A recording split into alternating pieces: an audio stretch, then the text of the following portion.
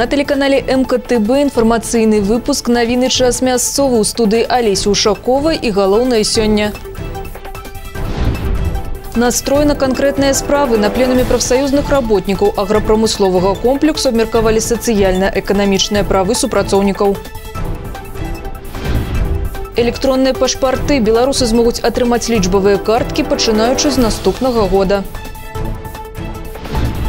Разумники и разумницы 2018. Районный конкурс доследчых работ дзяцей дошкольного узросту отбыўся на базе 14-й школы. Настроена конкретные справы. На чарговым пленуме профсоюзныя лидеры агропромыслового комплексу района обмерковали пытанні по обороне социально-экономичных правоў членов профсоюза праз заключение коллективных договоров.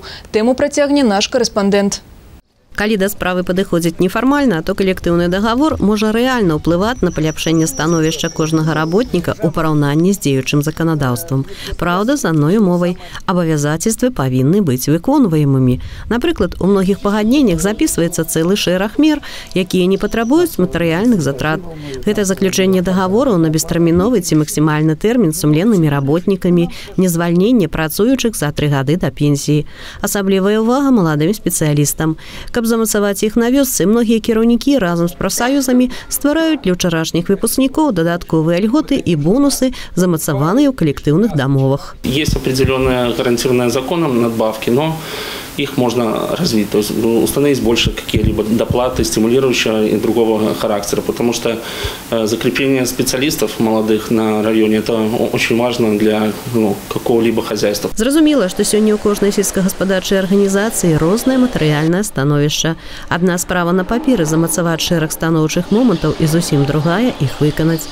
І ўсё ж прафкамы змаглі ўнесці ў дакумент з пералікам пэўных льгот членам прафсаюза, пенсіянерам, ветэранам за апрацоўку прысядзібных участкаў, прадастаўлення транспарту, продажу зерней і кармоў. У многіх калектывах прадастаўляюцца сацыяльныя адпускі на дзень-два бацькам з нагоды 1 верасня, нараджэння дзяцей, уступлення ў шлюб.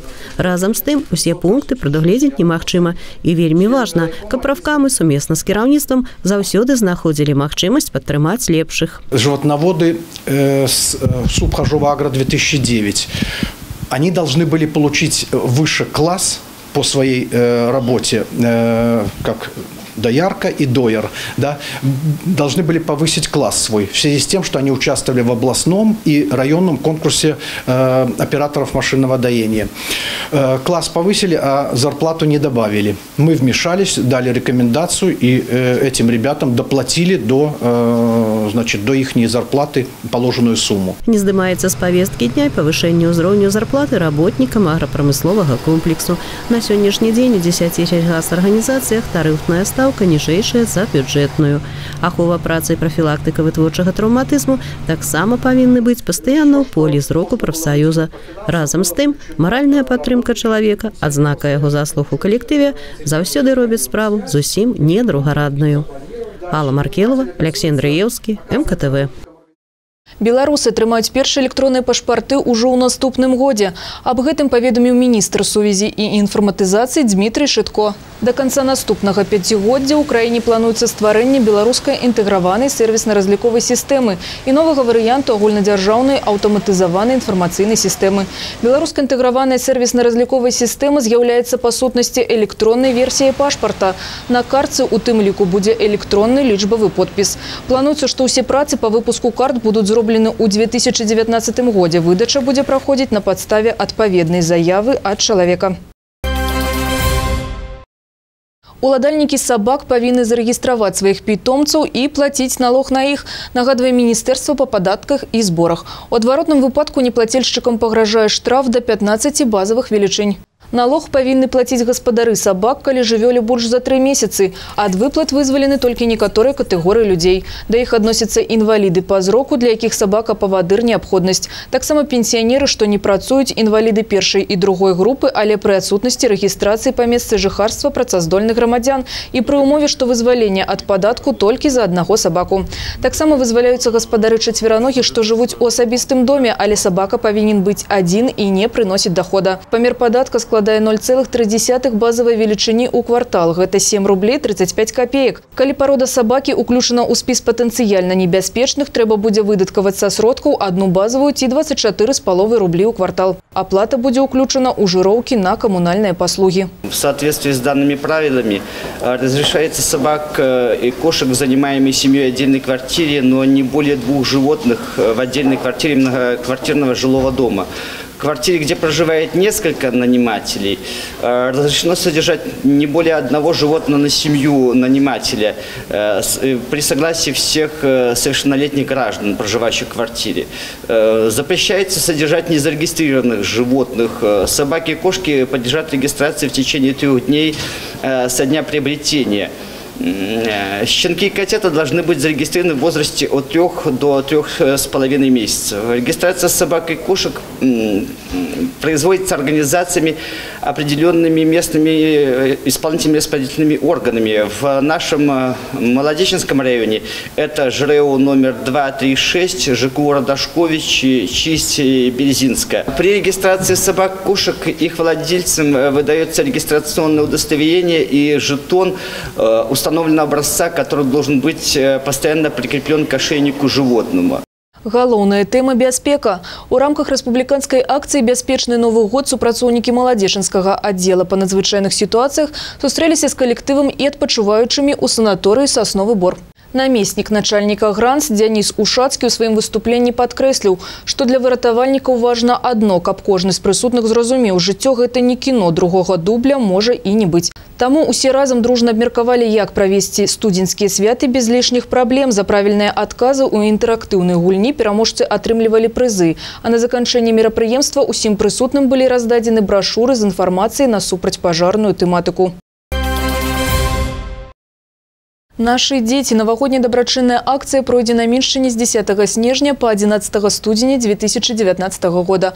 Отповедное решение принял областный выканаўчы комитет. Мяркуецца, что у дні святочных новогодних мерапрыемстваў павіншаваць дзяцей у интернатские установы, прыёмныя апякунскія сем'і, дзіцячыя дамы сямейнага тыпу, центры навучання и реабилитации, дзіцячыя больницы приедут кіраўнікі аблвыканкама и его структурных подразделений, областных организаций, депутаты, старшыні райвыканкамаў. 28 снежня ў Маладзечынскім палацы культуры адбудзецца абласное дабрачыннае свята, на якім дзяцей чакае забаўляльная праграма і навагоднія падарункі. Арганізацыйны камітэт па правядзенню абласнога навагодняга свята ў Маладзечні ўзначаліў намеснік старшыні аблвыканкама Іван Маркевіч. Разумнікі і разумніцы 2018. Районны конкурс даследчых работ дзяцей дашкольнага ўзросту і вучняў першай ступені агульнай сярэдняй адукацыі адбыўся на базе 14-й школы, чым уражвалі журы юныя інтэлектуалы у рэпартажы Аллы Маркеловой. Я предполагаю, что Ленин обладает чудесным свойством, поэтому она подходит для изготовления посуды. В своей работе я использовал следующие методы: изучение литературы, интернет ресурсов, опрос, проведение экспериментов. Другакласнік Герман Ражок з 14-й школы не толькі напісаў цэлае даследаванне пра сакрэты глінянага посуду, але і пабываў на прадпрыемстве белмастац керамікі, каб максімальна сумясціць тэорыю з практыкай. Такі падыход да справы дэманстравалі многія з юных эрудытаў. Свае даклады дзеці суправаджалі прэзентацыямі і нагляднымі дапаможнікамі, праводзілі вопыты і абгрунтоўвалі, што вельмі важна, практычнае прымяненне даследаванняў. Я всегда думала, что лимон полезен только как фрукт, в котором содержится много витамина С. Но по телевизору увидела передачу, где описывались другие его необычные свойства, которые меня очень удивили. Нашу работу с Настей мы можем использовать на уроке «Человек и мир». Можем и использовать в быту, поделиться с мамами, с бабушками полезными свойствами лимона, где его можно использовать.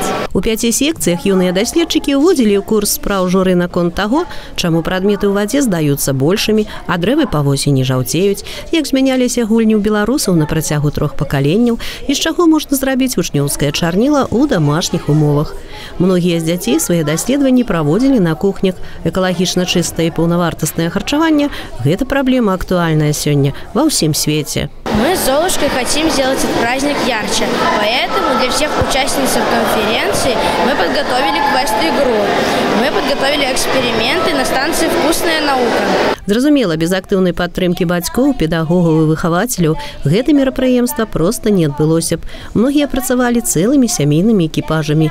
І пакуль дзеці абаранялі свае праекты перад камандай дружалюбна настроенага журы, дарослыя хваляваліся за сваіх выхаванцаў у калідорах. Исследовательская деятельность и сам исследовательский поиск характерен ребенку уже с рождения. Его не надо формировать искусственно. Уже годовалый ребенок, юный исследователь, который исследует окружающий мир. А взрослому необходимо, наверное, заметить вовремя, поддержать и не дать готовое знание, не ответить сразу на детский вопрос, а дать возможность подумать самому и с помощью этого сформулировать те выводы, которые может сделать самостоятельный ребенок. 45 работ представили сёлета на районный конкурс выхаванцы дзіцячых садкоў і вучні малодшых класаў.